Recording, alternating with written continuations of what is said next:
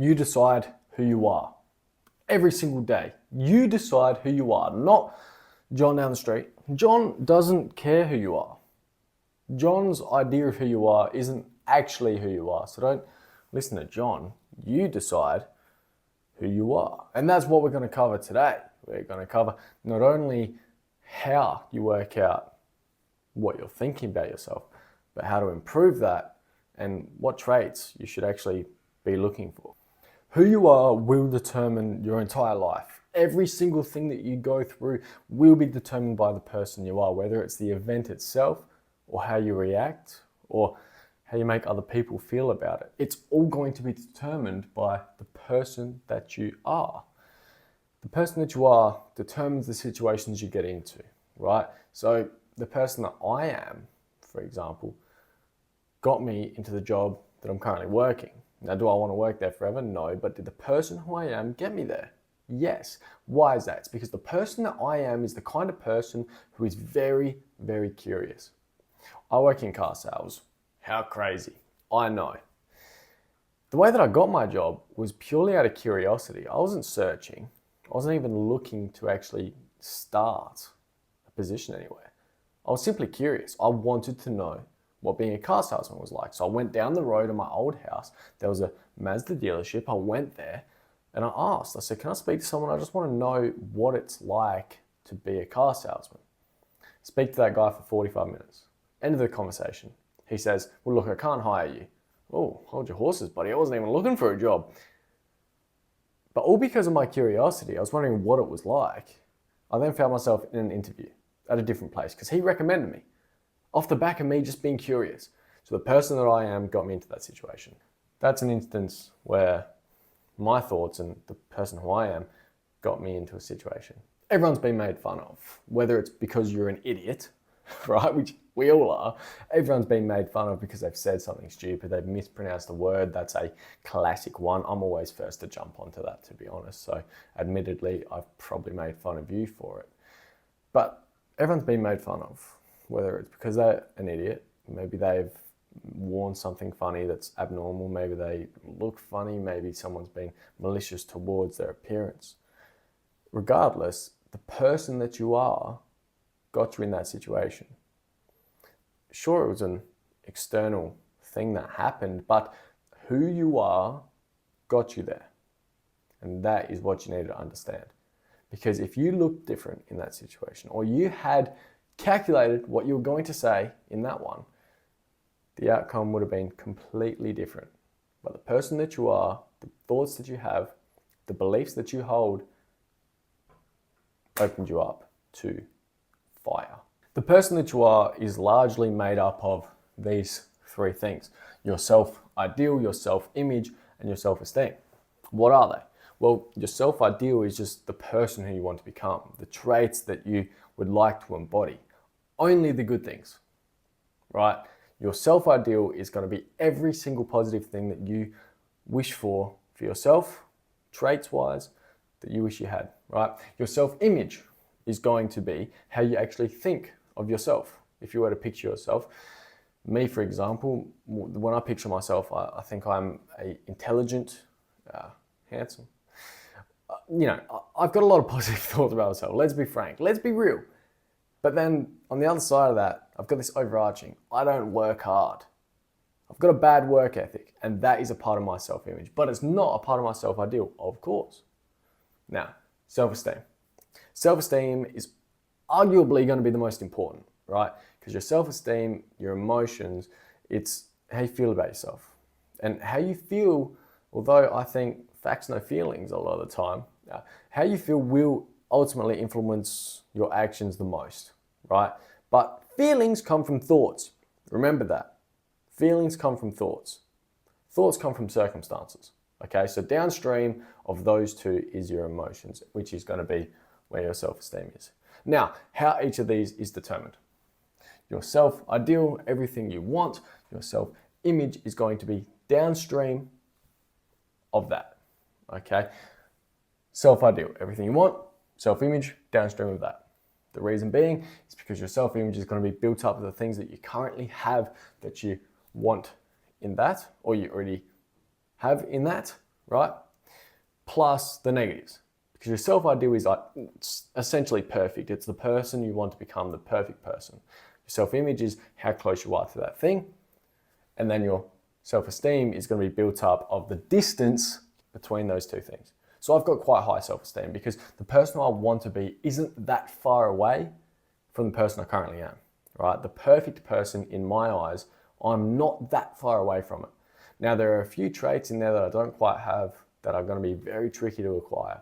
But overall, I think I'm on the right path. So I've got high self-esteem. But if you're on the flip side of that, and you don't really do anything that you think your ideal version of yourself would do, then your self-esteem is going to be quite low. Your confidence is going to be quite low because you can't even embody the things that you wish you had.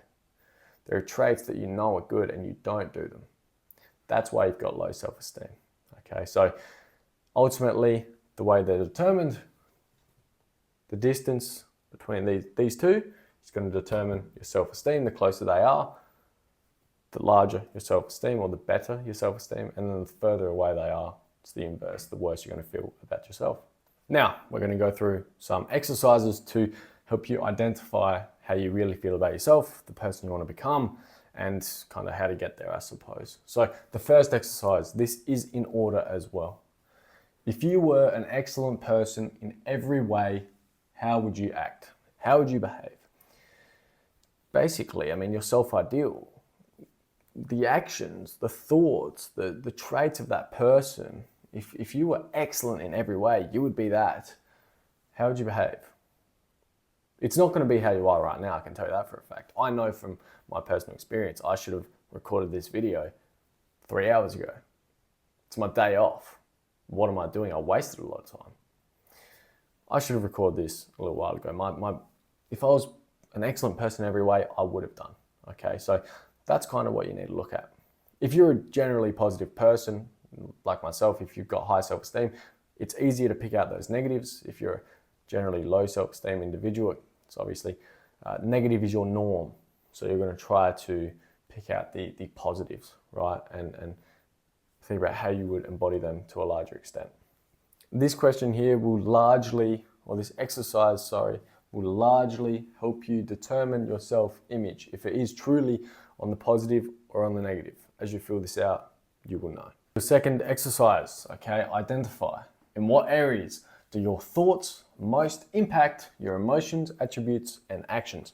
Now, once again, this is going to be very similar to the last one, in which if you're a generally positive person, you generally have a high self-esteem, then you're going to be able to pick out negatives because that's what stands out to you, and vice versa once again, right? Now, a lot of these, for me personally, when I went through this exercise myself for the first time, I realized that there was a lot of key areas in my life where I was allowing negative thoughts to dictate my performance, my feelings, okay? It was very tricky. And a lot of those are too personal for me to want to share. So I'm not going to, but there are some I can share. There's an example from last night, right? I don't have very good work ethic, admittedly. That is one thing that I personally need to improve. I need to improve it. Last night I went to soccer training. It was my first or second soccer training, I should say, with this new club, second pre-season training. And I was tired. I was sore, I was tired. I'm not very fit at the moment. I never really am. I've never been a long distance guy, but nonetheless, I've gone, we're playing this game, and I got tired. And I decided, I kept telling myself, you might as well just quit now. You might as well just sit out. Because you're not doing very good. I wasn't. I was playing pretty bad. I was pretty tired. I was pretty beat up. And I couldn't really run and sprint. And I had a stitch. And so I did. Now, bear in mind, I did have blisters. And I didn't want to tear them for Thursday training, for tomorrow's training. But nonetheless, the main factors were excuses. They were. Ultimately, they were excuses. And then I sat out. Now, that's just one instance. And it's, like I said, I'm a positive guy, so negative instances are going to stick out to me. But that's not all you need to look for. Also look for times when your thoughts have caused you to do something positive, right? Now, I mentioned earlier how your emotions are downstream from your thoughts. right? If you're thinking happy thoughts, it's pretty bloody hard to feel sad. Ultimately, it is. It's impossible. When was the last time you were thinking good things and you were sad? You can't recall because it didn't happen. When was the last time you were thinking sad things and you were happy? You can't recall because it didn't happen. So think about the last time when you were feeling some type of way and then you changed what you were thinking about. Maybe you distracted yourself. That's fine. How'd you feel afterwards? Because you were thinking different thoughts. Say you were sad, so you played some games, and then you felt happy. Your thoughts changed. You weren't thinking about how someone called you a loser. You were now thinking about this game that you're playing, which is fun, which makes you happy. So it's a very good exercise to go through. I think this one is, they're all, I want to say for all of them, they're probably the most important. This one is very good. They're all very good. But I like this one personally. I think for everyone though, do all three. The third and final exercise, who do you look up to and how can you model their behavior? This is a very good question. This will help you identify the person that you want to become, the person you need to be perfect in your own eyes. Obviously, perfection is subjective. So if you don't know who you look up to, then a good way to think about it and to actually get the most out of this exercise, do whichever one comes first, right? So let's say you don't know who you look up to. Think about the traits that you wish you had, you don't have, or you do have even, that you think are extremely valuable, are extremely important, are extremely good. Now attach those to a face, because it's going to be a lot easier to think about who you want to become if you've got more than just a word, if you've got a person to attach to it. Now, me, for example, a bit of an odd one, I admired Matthew McConaughey because I think he's cool. I think he's the coolest guy ever, and I think when people describe Matthew McConaughey, they call him a cool guy. He's so cool. When he enters the room, he's a cool guy. Makes people feel good. I think that's one of the most underrated traits anyone can have. As a matter of fact, that's what I aspire to the most, is to be a cool guy. I think there's so many factors that go into being cool, and I think he encapsulates them perfectly. And that's why I look up to him. Okay, so that's one example. Another example, right? Alex Hormozi. For me, he's a business guy. What I look up to in his brain is the way that he's able to make frameworks fit for every situation to always get the best out of them, right? Mental frameworks, it's a very powerful tool that I try to implement on a day-to-day basis, try to preach them to other people where applicable. I like Alex Hormozi. Now, let's say, for example, there was another one, hardworking. I didn't really know why I thought that was such a good trait, but I knew it was. But I didn't have a face to it. So I thought, who do I know? Who do I look up to that is hardworking? And that's the cornerstone of them. And I thought, Ronaldo. Cristiano, sweet. Anyway. So, Ronaldo's hardworking. That's the most commonly, besides being so handsome. Beautiful. LeBron. Ronaldo is so hardworking. That's what he's associated with. That is his trait, right? Messi's God-given talent. Ronaldo's hardworking. They're both God-given talent. But Ronaldo's hardworking, that's his whole mantra, aqua, no cola, aqua. So that's what I did. I thought hardworking, a high work ethic, that's what I want. That's a trait I believe is good. Who do I know? Ronaldo. Now I've got the person. I've got the face that I can assign to that. And that is how you create your self-ideal. You garner these traits and these people with the traits, you put them together, now you've got a row of faces who you want to become. Simple.